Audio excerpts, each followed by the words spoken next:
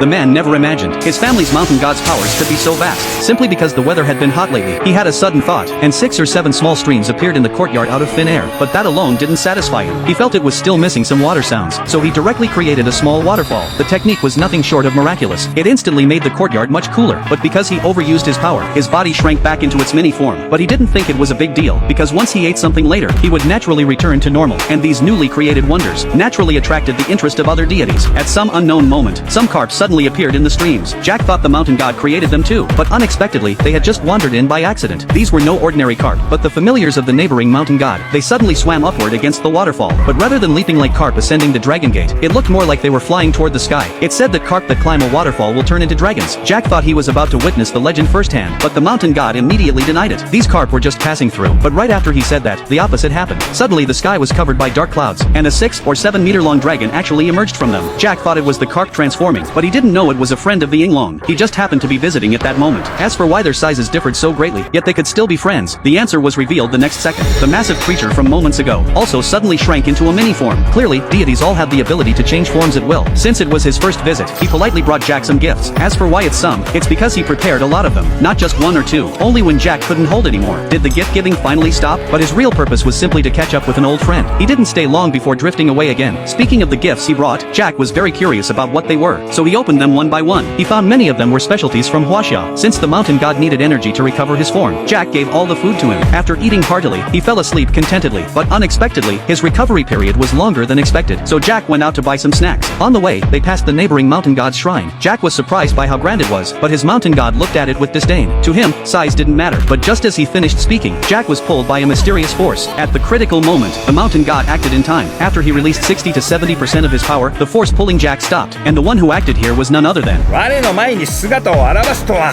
珍しいこともあるものだ。キツネ尻尾が9本妖怪いや、奴は神ぞ。